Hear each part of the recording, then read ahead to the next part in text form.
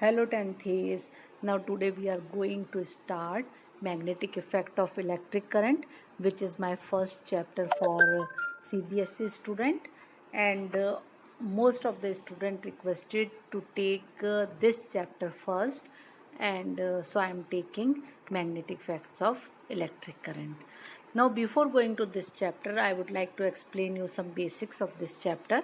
Say student, first you must know that what is magnetite. See, the black ore of the iron is called magnetite, and the pieces of magnetite ore are known as natural magnet. There are two types of magnet. दो तरह की magnet होती हैं, artificial magnet और natural magnet. Natural magnet जो हम nature से obtain कर रहे हैं, और आर्टिफिशियल मैग्नेट होती है जो हम अपने जो बाय मैन लैब में बनाई जा रही है. अब देखो, आर्टिफिशियल मैग्नेट जो होती है वो किसी भी शेप में हो सकती है, किसी भी साइज़ में हो सकती है.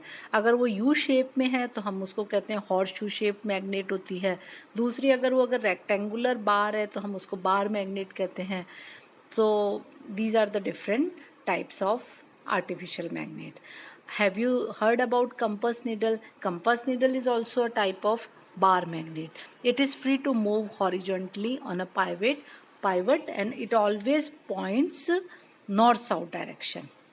अब हमें पता होना चाहिए कि if it is a magnet तो उसकी क्या क्या मैग्नेटिक प्रॉपर्टीज होती हैं.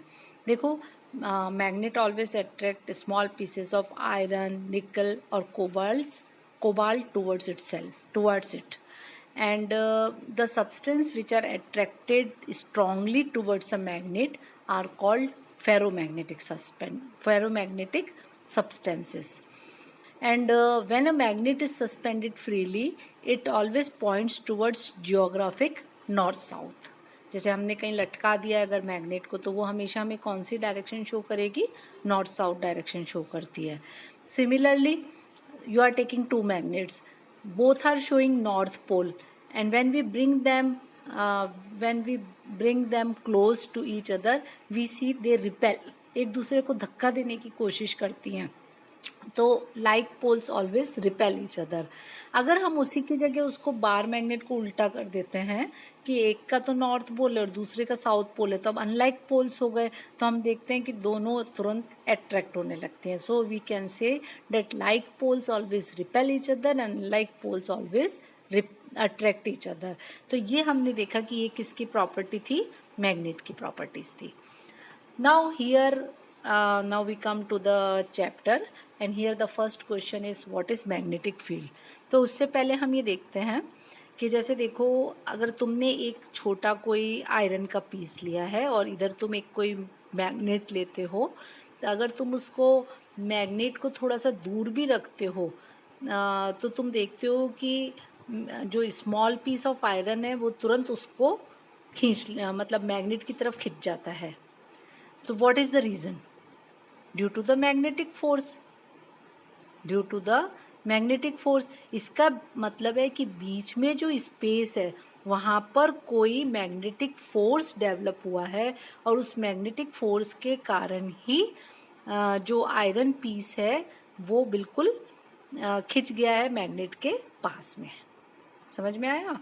इसी तरह से हम देखते हैं कि जैसे हम अपनी कंपास नीडल को रखते हैं और उसके पास में अगर हम मैग्नेट को यूं आगे पीछे करके लेकर आते हैं, तो उससे हम देखते हैं कि कंपास नीडल के अंदर डिफ्लेक्शन हो रहा है. हम उसको टच नहीं कर रहे हैं उससे, केवल हम देखते हैं कि उसको आगे पीछे करने से उसमें डिफ्लेक्शन हो रहा है. इसका मतलब है कि वहाँ पर कोई मैग्नेटिक फोर्स डेवलप हो रहा है, कोई मैग्नेटिक फील्ड बन रहा है उस एरिया के अंदर, जिसके कारण हम उसके अंदर डिफ्लेक्शन देख पा रहे हैं.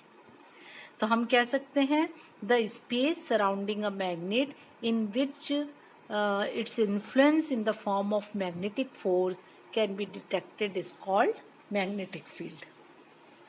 या हम कह सकते हैं the region around a magnet in which the force of attraction and repulsion can be detected is called a magnetic field. हम देख रहे थे कि हमने उस मैग्नेटिक पीस को आयरन से टच नहीं करा है, केवल हम उसको दूर रख रहे हैं, या हम कंपास नीडल से भी मैग्नेट को दूर रख रहे हैं, लेकिन हम उसमें एक डिफ्लेक्शन देख रहे हैं. तो ये डिफ्लेक्शन किसके कारण है? मैग्नेटिक फोर्स के कारण है, या हम कह सकते हैं कि उस रीजन के अंदर मैग्नेटिक फील्ड डेवलप या बन चुका है। मैग्नेटिक फील्ड को हम डिटेक्ट कर सकते हैं। समझ में आया?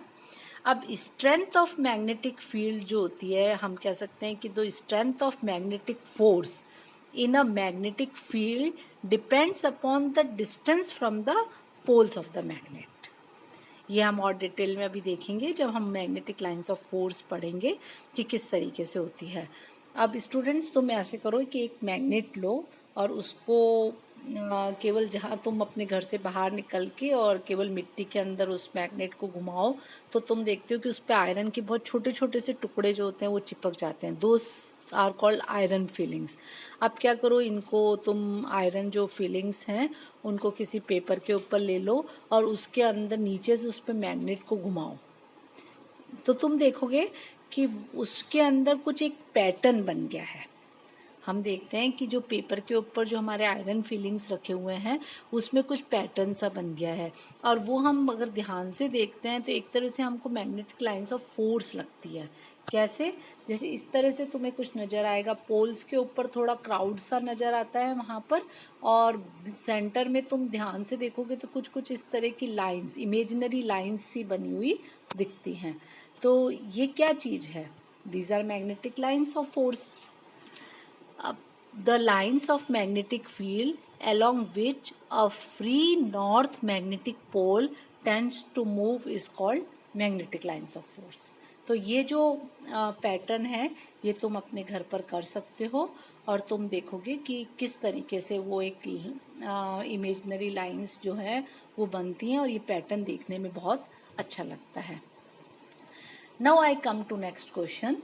Is magnetic field scalar or vector quantity? See, in physics there are two types of quantities, scalar quantities and vector quantities. But magnetic field need both direction as well as magnitude. Therefore, it is the vector quantity. Clear? Magnetic field is the vector quantity.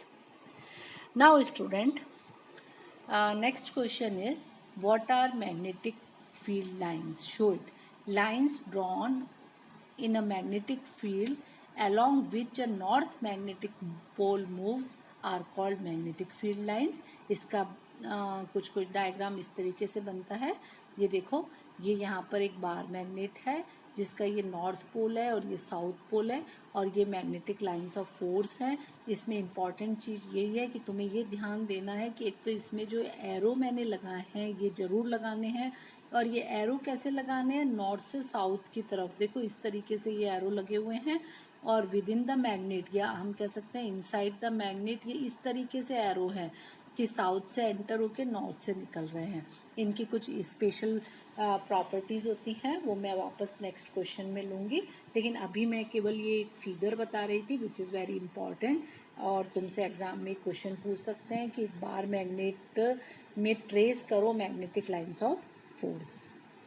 अगर तुम इसका experiment करना चाहते हो तो अगर तुम्हारे पास में एक बार मैग्नेट है और तुम्हारे पास में अगर मैग्नेटिक कंपास है तो तुम उससे भी इसको कर सकते हो। देखो हम क्या करेंगे, जैसे कि मैंने एक बार मैग्नेट लिया और मैं यहाँ नॉर्थ पोल की तरफ उसको बार मैग्नेट को मैं कंपास निडल लूँगी और मैं इधर नॉर्थ पोल की तरफ रखूँगी उसको कंपास निडल को, और फिर मैं उसको उसके अंदर जो डायरेक्शन आती जा रही है उस डायरेक्शन के हिसाब से कंपास निडल को आगे आगे आगे आगे बढ़ाती जाऊंगी और साथ में लाइन खींचती जाऊंगी। तो मैं देखूंगी कि किस तरह के लाइंस मेरे पास इस तरह का ये कर्व बनते जा रहे हैं, और ये कर्व्स क्या है? Magnetic lines of force show कर रहे हैं। तो तुम देखते हो कि पोल्स पे ये कर्व जो होते हैं पास पास में आ जाते हैं, तो क्योंकि हमारे we know that poles are have more strength, बीच में के हिस्से से पोल्स के ऊपर स्ट्रेंथ ज़्यादा होती है। Now the question is right the properties of magnetic field lines. तो देखो तुमने देखा कि मैग्नेटिक लाइंस ऑफ फोर्स क्या होते हैं? क्लोज्ड कर्व में होते हैं। तो magnetic lines of force are closed curve and they start from north pole and ends at south pole. North pole से स्टार्ट हो रहे हैं और साउथ के ऊपर ख़त्म हो रहे हैं, ये चीज़ मैंने तुम्हें बताई थी। और inside the magnet they enters from south and emerges from north, कि साउथ से अंदर जा रहे हैं और नॉर्थ से बाहर निकलते हैं। फिर दूसरा देखो तुम, lines of force repel each other. Lines of force हैं, जैसे ये है तो आपस में जुड़े हुए नहीं हैं, एक दूसरे के से एक डिस्टेंस के ऊपर है। तो तुमने देखा कि lines of force repel each other, no two lines of force will cut each other. कोई भी देखो किसी को भी इंटरसेक्ट नहीं कर रही है, सब एक दूसरे से बराबर डिस्टेंस पे हैं, and no two lines of force will cut each other. इसी पे क्वेश्चन भी बनता है, वो हम आगे लेंगे। तो हम पहले properties of magnetic field lines देख लेते हैं। Originate from north pole and end at south pole of a magnet. Inside the magnet the direction of line is from south pole to north pole, and magnetic field lines come closer to one another near the poles of a magnet. That is why the magnetic strength is more at poles. Clear?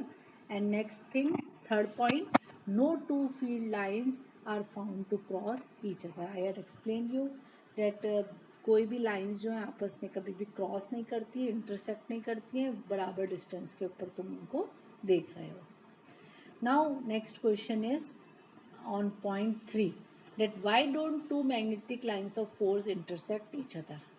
Two magnetic lines of force never intersect each other, because if they intersect, then at the point of intersection the compass needle would point towards two direction, which is not possible. अभी हमने पहले करा था कि compass needle always points towards north south direction, तो हमेशा हमको जब भी नॉर्थ डायरेक्शन हमको वो शो करता है, तो अगर वो दो पॉइंट्स पे अगर मैग्नेटिक लाइंस ऑफ फोर्स